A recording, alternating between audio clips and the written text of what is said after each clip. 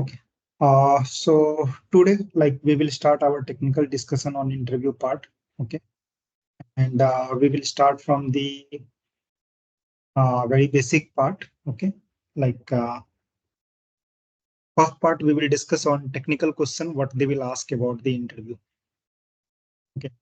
And then slowly we will move for data weave, then project related question, and then scenario based question. So on technical questions, there will be fixed set of question, and most of the question will be from that area only, and you will get repeated question. Okay, so this part, you can say, if you are well prepared, then 50% of question in your interview you will able to answer clearly. Okay, and many places like your initial discussion will start with technical discussion only. After project, then it will go to technical discussion only. So in many interview, it will help you to get some confidence also. Okay. So technical part, we will start with the very basic question that will be API-led architecture. Okay. This question you can say out of 10 interview, 8 interview you will get what is API-led architecture. Okay. So can anyone want to answer this?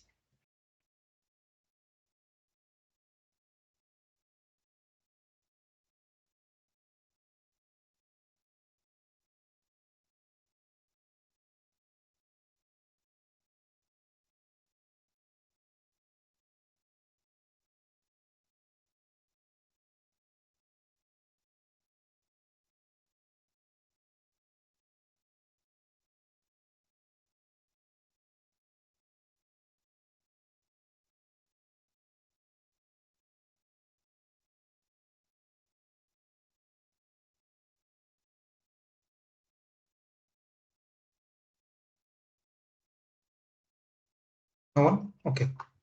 So in API-led architecture, first, you need to mention about the all three layers, and then you need to go in detail of three layers. Okay. So I will give you a basic answer also. And then on top of that, what are counter question they will ask, we'll discuss that also. Okay. So answer wise, in API-led architecture, we have three layer: system layer, process layer, and experience layer. Where system layer connect with the external systems like Salesforce, database, JMS, file, FTP, or third-party APIs. Okay. And in process layer, we do apply all the business logic and we do all the orchestration. Okay. So orchestration means combining multiple components together to make it fruitful product. Okay. And then we have experience layer, which we use to expose our API to external world. Okay. So this three layer you need to mention, and you need to mention in detail like what all these three layer do. Okay. Then on top of this, there will be a counter question. What is the advantage of API-led architecture? So advantage wise, what we are doing in API-led architecture, we are following the microservice architecture. Okay. So if you are aware of any other technology like MVC, there different name is there for microservice architecture. So there also we split into small module to make it more reusable. The objective of API-led architecture to follow the microservice architecture and make components more reusable. Okay, and even if any case any code or any functionality will not, any piece of code will not work, then it will impact the limited functionality. It will not impact the whole application. Okay. Now, they may ask about the disadvantage. What is disadvantage of API-led architecture? So disadvantage wise, it has only one disadvantage. That is, it needs more resources. Okay, since you will to deploy one application, you need minimum 0.3 vCode. Okay, one for system API, one for process API, one for application API, experience API. Okay, but if you follow monolithic architecture, then same application you can deploy in 0.1 vCore also. But the thing is, your code reusability will be less. Okay.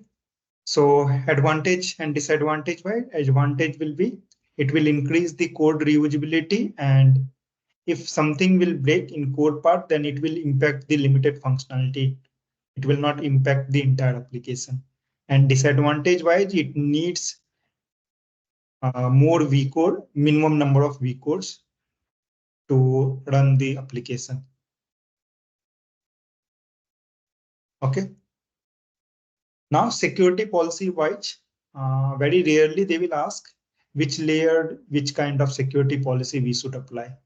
Okay, so our experience layer definitely should have some more robust security policy, that is OAuth or JWT token. Okay, and process API and system API, those will be internal API. Okay, so any basic policy like basic authentication, basic authentication or client ID enforcement will be good enough. But many time in system layer, we use rate limiting policy also, throttling also, that is caching mechanism. Okay, since target system has some kind of capability, based on that we do apply this. Okay, so this is all about the API-led architecture. Okay, you will get a direct question and then some counter question. Everyone clear with this? Anyone has any doubt on this API-led architecture related thing?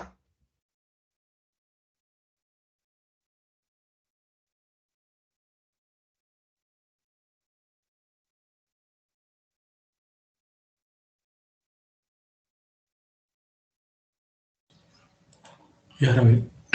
In API-led architecture means it's depend on system layer, depend on process layer, and process layer depend on experience layer. Like that. Those are not, you cannot say depend on. They call their, okay, it's not like a process layer can call only system layer. Process layer can call another process layer also. Okay, Okay. just give me 1 minute.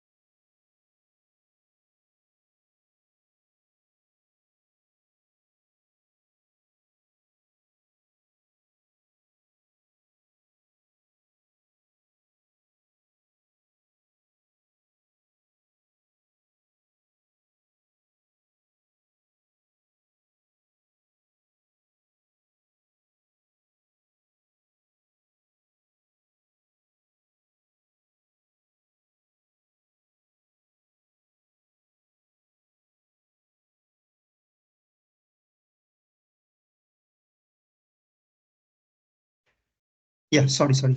Okay, someone was asking something. Like Yeah, yes, sir. yes, please go ahead. Yeah, means in the real time, first we need to create the system layer, then process layer, then experience layer. Yes. Like that, as a cycle, or how? Exactly? Yeah. See, as you mentioned, there will be dependency.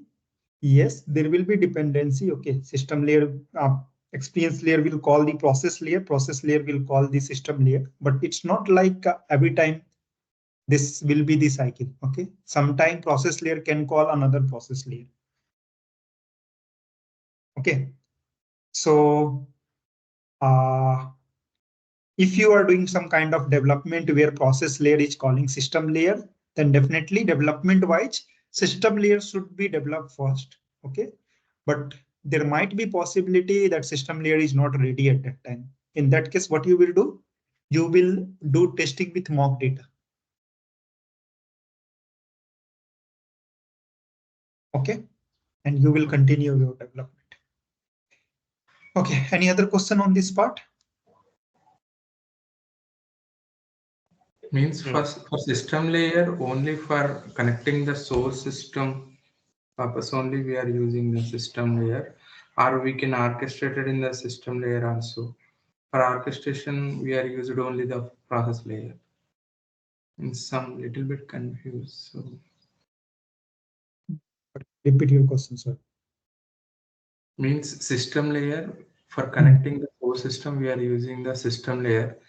For Yes. orchestration purpose also, can we use the system layer, or only we can use the process layer only we can orchestrate, means all the logics Yeah, things yeah. and So that transformation. yeah. So definitely orchestration should be in process layer. Okay. Okay. Yeah.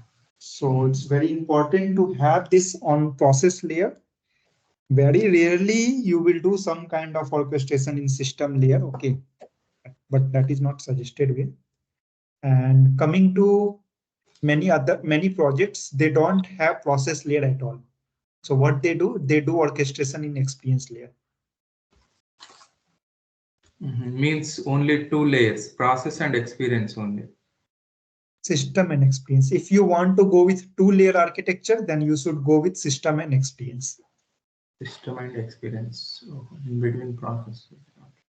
Means all orchestration we do in the experience layer itself. Yes. Mhm. Okay. Means it's an optional process layer we can use or not. But some of the companies use all three layers. Some of the companies use only system and experience layer. Okay. Okay. Yeah. Thank you.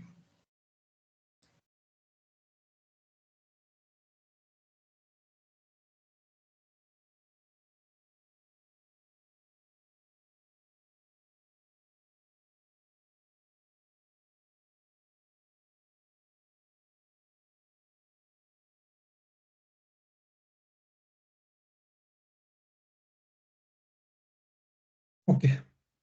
Now coming to next part.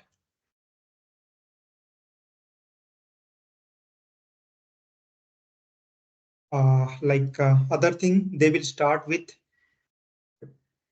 REST API. Okay. So second, like once they will like ask about the API-led architecture. So second, close question will be on API-led architecture. Okay. So, or not, sorry. Second close question will be about the REST API. Okay.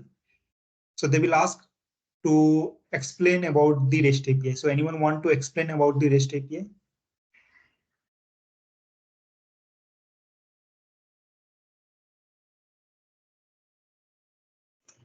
Explain about means we know I know the full form like representation state transfer protocol that we follow. REST API is one of the web services. Like we have SOAP and REST.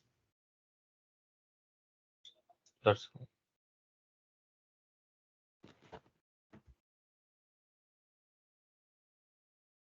Okay.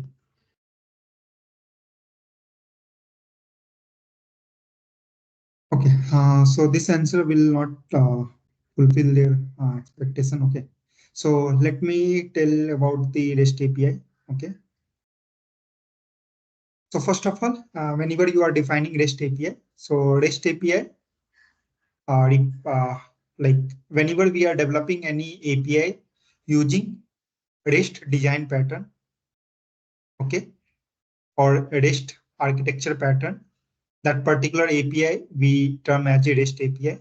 Okay, here we create a YAML file or Swagger file to expose or to explain the behavior of the API. In REST API, we have few key things, that is resource, which helps to identify uniquely our REST API. Okay, then second, we have different methods like get, post, put, patch, delete kind of methods are there. And based on the operation, we define the method name. Okay, and then REST API support different message format like JSON, XML, text files. Okay, it support different messaging formats. Okay, and then REST API rely on HTTP and HTTPS protocol. Okay, and then it has different response code like 200, 201, 200, 400, 401, 404, 500. Okay, like that it has different response code. Okay, now on top of this there might be some counter question. What is the meaning of different response code? They can ask few common are 401, that is unauthorized access, 400 for bad request. Okay, 404 resource not found. So you need to remember few key HTTP response code. Okay, they may ask 5, 6, or they may ask what is the meaning of this one. Okay, so I think this much detail will be good enough to explain any REST API. So anyone has any doubt on this part? Okay. Now coming to counter question, that one you seen, that is they will ask to define some response code. They will ask response code and they will ask the explanation, or they will ask to define few commonly used. So you need to give both name and their behavior. Okay. Then second counter question you will get about the methods. Okay. What is different between put and patch method? Anyone want to explain?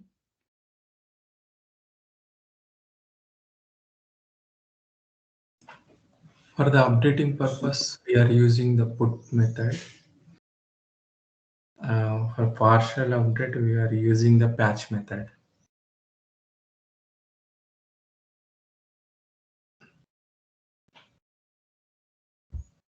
For partially updated, we are using the patch method.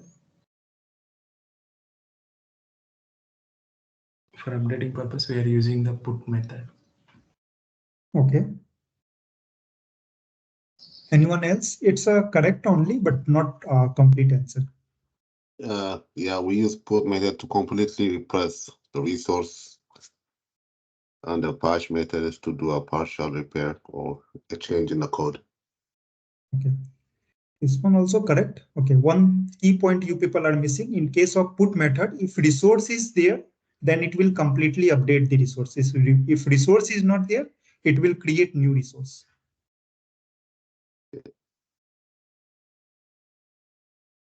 Now everyone clear?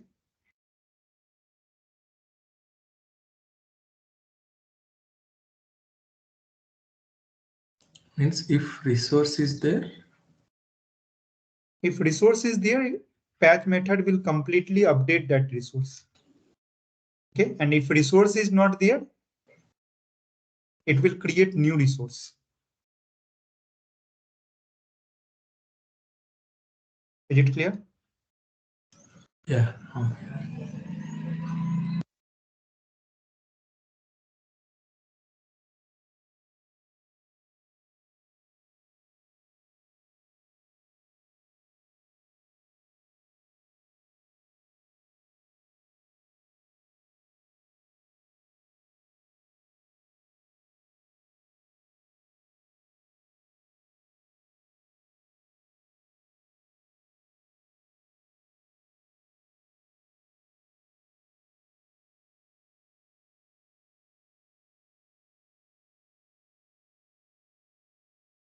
Okay. So these two counter question will be common counter question on REST API. Okay. So next thing will come on API development lifecycle. Okay. Then we'll go on RAML and all. So first, anyone know about the API development lifecycle? What all stages are there?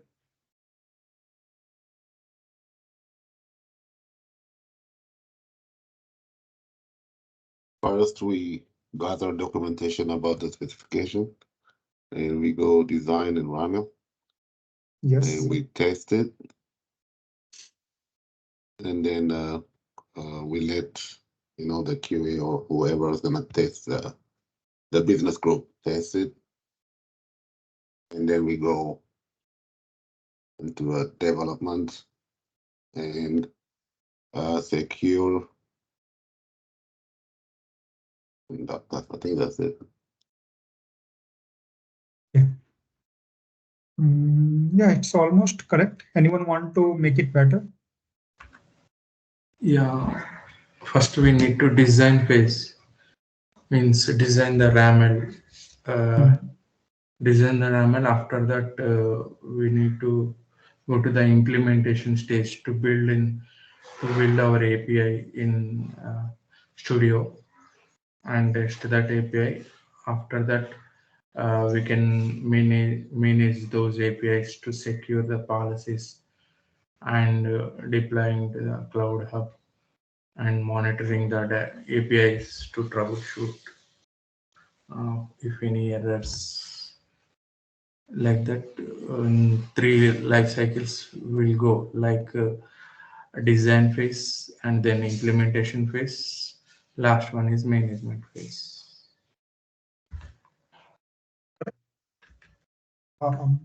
More appropriate answer. Okay. So I think why you mentioned like requirement gathering. So that is not part of API development lifecycle. So in API development lifecycle, we start from the RAML design. Okay. And once we complete the design, we publish on Exchange and we go for feedback. Okay.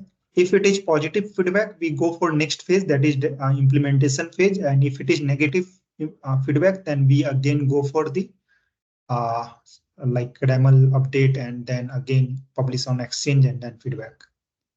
Okay. And once we have positive feedback, we go for development. After development, we do different kind of testing like unit testing and unit testing. Okay. And once all testing is done, then we go for security policy. Okay. Once we apply security policy, we go for deployment. Okay. And then once deployment is done, there will be some monitoring activity like monitoring, troubleshooting, maintenance. Okay. So all this will be part of API development lifecycle. Okay. So whenever we are developing any REST API, we should follow this complete cycle.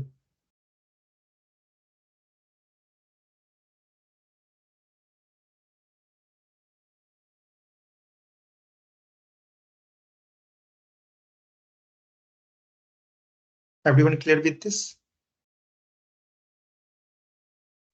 Yes. Yes.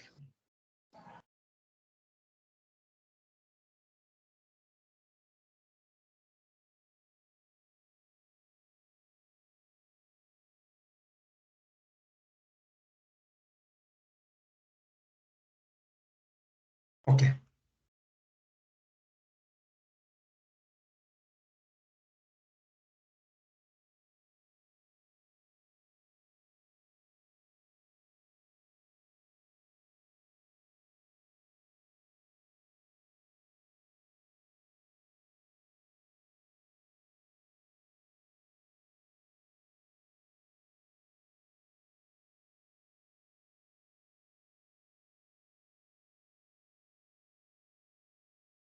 So this one is done. Okay. Now in API development lifecycle, the next question will be first phase of API development lifecycle, that is RAML part. Okay. So can anyone want to define what is RAML file?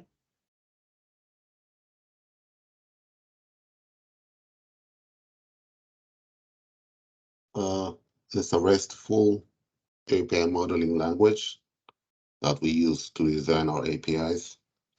and uh,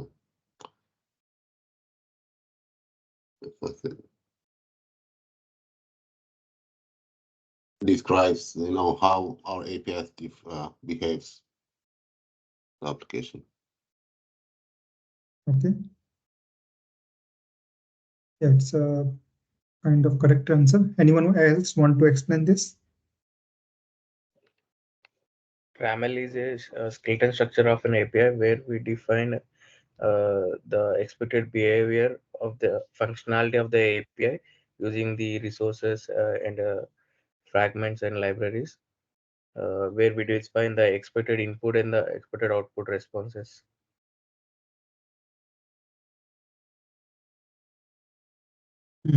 Yeah, correct answer. So RAML is RESTful API modeling language, okay, which describe the behavior of the API. It contains resource detail, request and response structure, and their data type.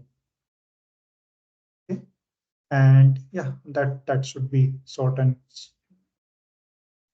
yeah, that should be a good and short answer. Now coming to counter question on RAML part, they will ask many things. Okay, so can anyone tell me what is traits?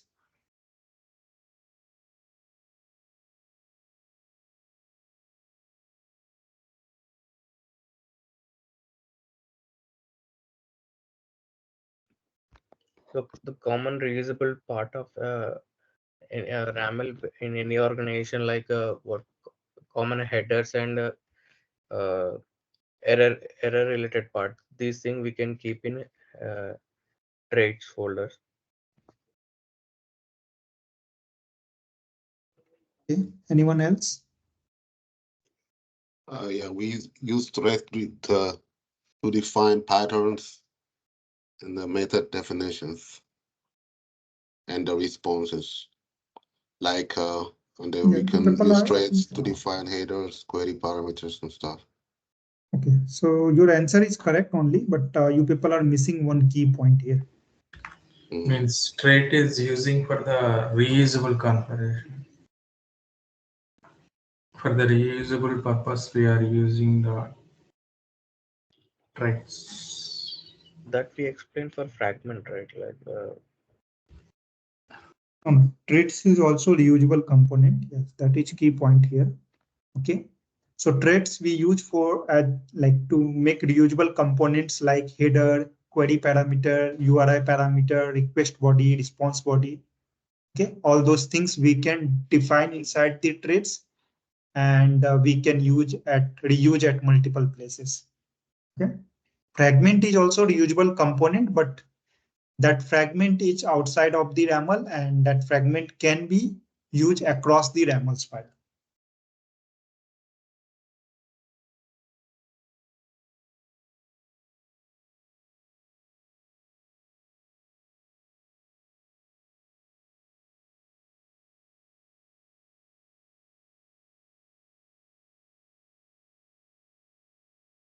Okay.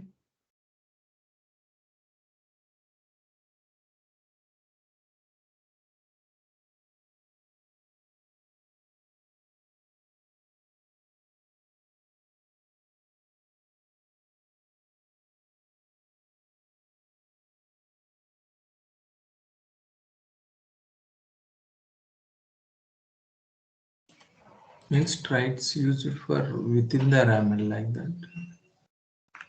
Traits one, you can create within the RAML file, and you can create inside the fragment also. Okay, if you are creating trait within the RAML file, then that trait can be used within that RAML only. You can reuse the component of traits within that RAML. But if you are defining traits within the fragment file, then that components you can use throughout the RAMLs.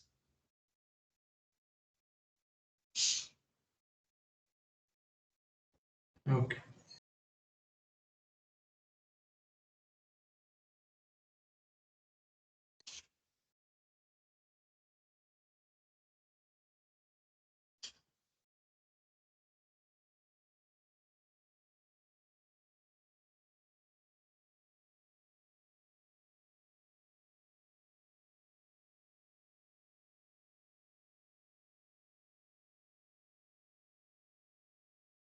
Okay, so next,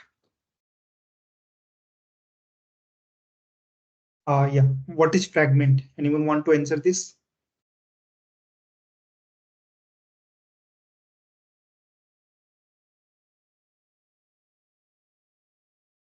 Just now we discussed like fragment is a fragment contains the reusable files. Okay, fragment contains the reusable file which can be used across the RAML file. So if you have such components which you want to use in multiple RAMLs file, then we should define inside the fragment.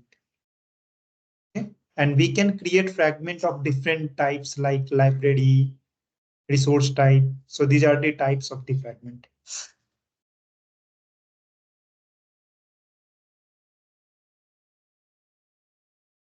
Okay.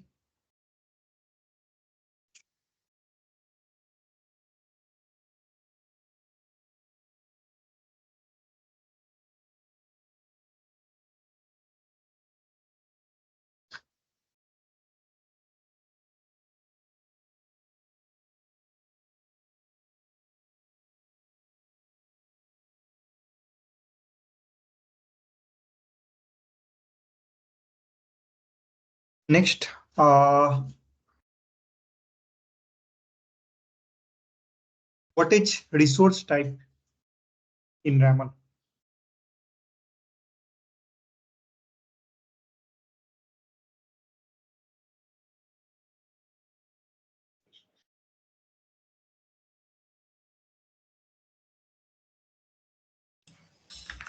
Resource. Yeah, we can use a Yes, security key.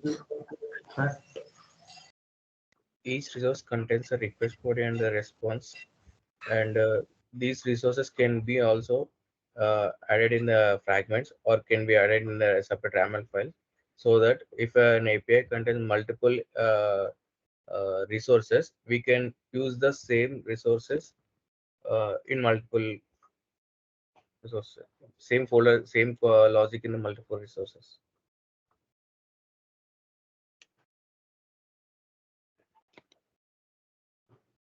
It, Okay. Anyone else?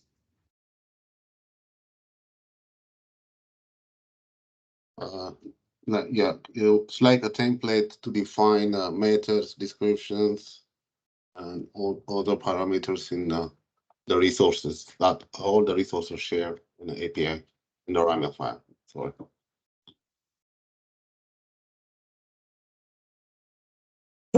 Sorry.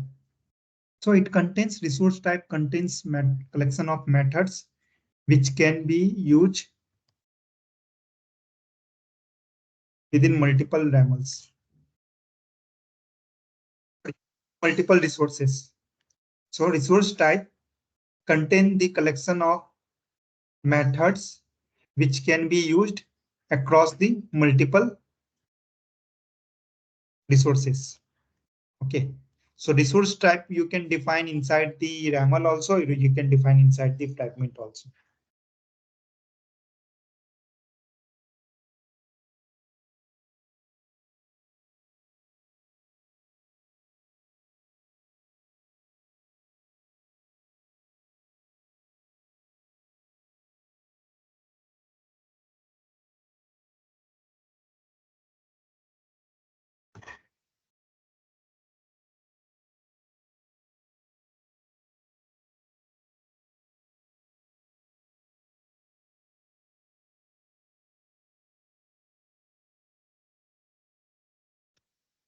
Okay.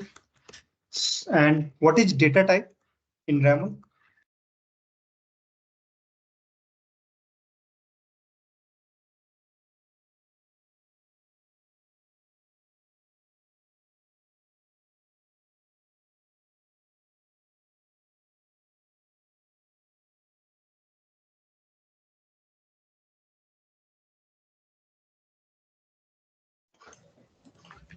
Yeah, data type in YAML are the way of describing and validate the data. The structure type of the data. Yes, correct. So it defines the structure of the data. Okay. So you can define data type of like element, or you can define data type of payload. Okay.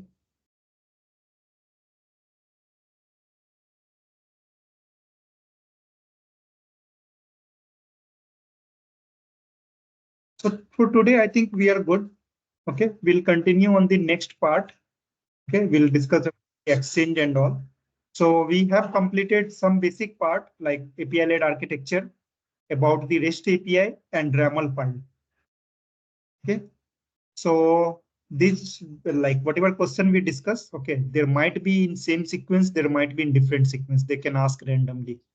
Okay, so you cannot expect in interview what sequence they will take.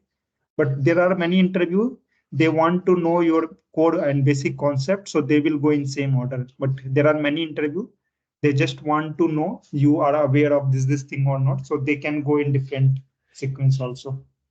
But this kind of question you will get in many interview. Okay. So let's continue our session in next class. Okay. Ravi, when would be Sorry. like when again the next class will be?